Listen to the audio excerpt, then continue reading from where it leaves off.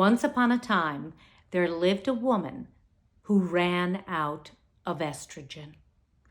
She was a beautiful and wise woman who planted flowers and put up bird feeders and registered to vote. She was a conscientious woman. When deer came in the middle of the night and ate all the flowers she had planted in her yard, she thought to herself, well, there are worse things in the world. But she didn't just think, she also did. She put urine around her property and her own human hair and cayenne pepper and rotten eggs. And she took down the bird feeder because the birds and the squirrels were fighting for the seed. She was on the side of the birds. Those squirrels were crafty motherfuckers. And so she removed the feeder.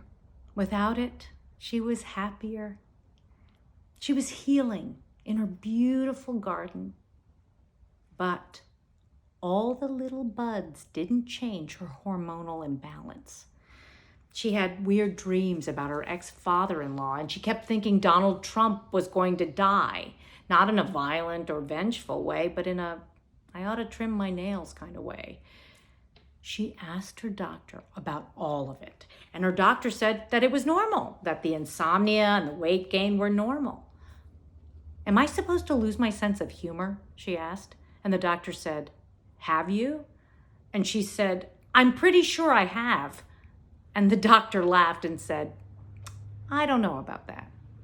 And she thought to herself, well, there are worse things in the world. But that night, she came home and she did something frightening. She made herself a big salad with cranberries in it, even though she was generally suspicious of savory foods with sweet accents. And she speared her salad with her fork, and she went online.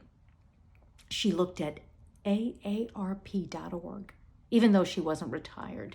And she read all about third grade teachers who couldn't sleep and how there are estrogen receptors on every single organ in the body, and they cannot be ignored.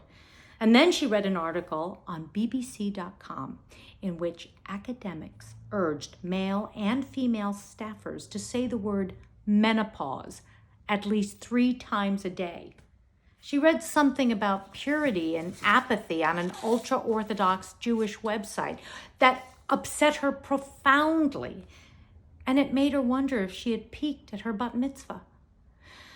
And then she went to CatholicCounselors.com, even though she wasn't Catholic, and she laughed when she read the recommendation that she and her husband pray together. But that night, when she couldn't sleep, she asked God, what are the worst things? God appeared to her, unsurprisingly and somewhat upsettingly, in the form of a British philosopher named Derek Anthony Parfit.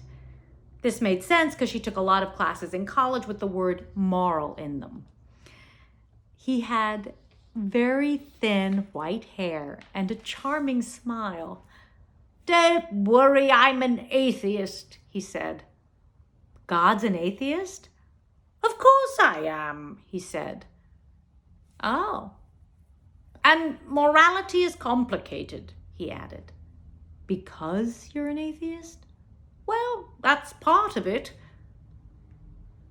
How can you say God is good if there isn't an independent morality? Is something wrong because God forbids it, or does God forbid it because it's wrong? But there isn't a God. She couldn't decide whether or not to say something about commands and normative truth because she took a class with a professor who said Kant was mistranslated, or that she just needed to go to the bathroom. But instead she said, right, Professor, I'm out of estrogen. Oh, he said. How do you feel? Different, she said. Oh, okay. Let me tell you a story, he said. A rich young man decides to give his inheritance away when he comes of age because he wants to be good. He knows that when the time comes, he might change his mind. So he writes up a legal document enforcing this. It can only be revoked by his wife. He says to her, "You cannot revoke it, okay? If I ask you to revoke it, I am no longer who I am." Now what should she do? If he comes of age and asks her to revoke it, is he actually a different person then? Should she keep her promise? Is she married to the same person? "What does this have to do with me?" she asked. "Well, are you the same person?" For a long time, she sat there, looking at him, and he looked at her.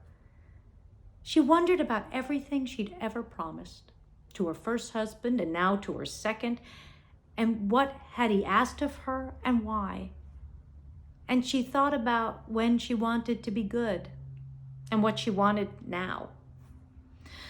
"Well, there are worse things," she said. "Are there?" he asked her. "Perhaps this is the worst thing that's ever happened to you." And she said, "It is." And then they laughed together for a long time. She showed him her garden and everything she'd grown, and they realized that neither of them had children. He told her that his wife also lost all her estrogen, and they wondered where it all went. Was there a cloud full of hormones in the sky? Or did the air absorb it all somehow? For someone else who needed it. Someone who needed to be reminded of mothers and daughters and women and girls. And they were happy.